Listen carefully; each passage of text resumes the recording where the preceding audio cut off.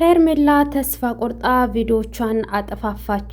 እንዲህ ተስፋ እንድትቆርጥ ያደረጋት ነገር ምንድን ነው? ሙሉ መረጃውን የማቀርብላችሁ ይሆናል። እስከ ቪዲዮ ፍጻሜ አብራችሁን ቆዩ። ሰላም ሰላም፣ ውድ ቤተሰቦቼ ሰላማችሁ ይብዛ። ለዚህ ቻናል አዲስ የሆናችሁ ሰብስክራይብ፣ ላይክ፣ ሼር እያደረጋችሁ ቤተሰብ ሁኑ። አዳዲስ ትኩስ ቪዲዮዎችን የምታገኙበት ቻናል ነው። ከጎን የሆናችሁ የምታበረታቱኝ ፈጣሪ የማያልቀውን ሲሳይ ይስጣችሁ።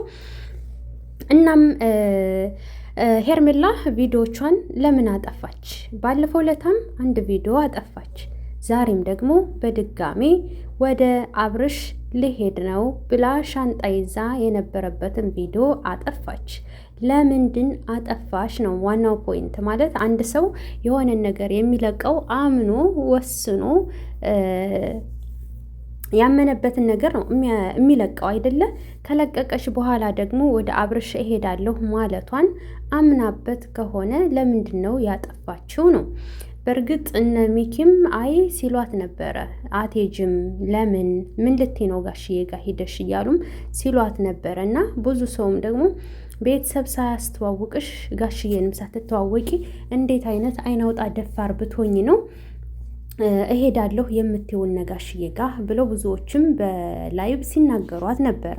እናም እውነት ያ ነገር ተሰምቷት ነው ወይስ ምንድን ነው? እና እኔ እንደሚመስለኝ አብርሽ ወደ ሩታ አሁን ዴቪ ይዞት ሊመጣ ስለሆነ ምን ሊመጣ ብቻ ሳይሆን ሲጀመር መጥቷል እየተባለ ነው ማለት ነው። እና ሰርፕራይዙ ቪዲዮ እንደተቀረጸና ማታ እንደሚለቀቅ እየተወራ ነው። ስለዚህ እውነት ጋሽዬ ጋር አዛው ቆይቶ ከዛ እኔም ምርጫ አድርጎ ይቀጥላል ብላ አስባ እያለ አሁን ደግሞ እነ ሩታ በዛም በዚህም ብለው ወደ ሸገር እንዲመጣ ስላደረጉና ሰርፕራይዝ ስለተደረገ እውነት ያ ነገር አስቀንቷት ነው? ያ ነገር ተሰምቷት ነው?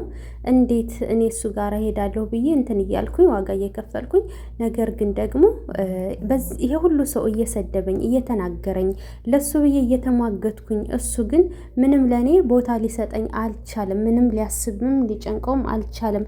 እንዴት ብላ ምናልባት ያ ነገር አናዷት ይሆን ወይስ ምንድን ነው? ቪዲዮ እያጠፋች ነው ያለችው። እና እውነት ብዙ ሴቶችም ሴትነታችንን አረክሹ ብሎም ብዙዎች ሲናገሯት ነበርና ምናልባት ያ ነገር ተሰምቷት ነው። እኔ ግን ያው እነ ሩታ ጋራ ዛሬ የሰርፕራይዙ ቪዲዮ ላይ ስለሚመጣ ምናልባት በዛ ተናዳ ይሆን ብዬም አሰብኩኝ። እስኪ እናንተ ምን ትላላችሁ በዚህ ጉዳይ?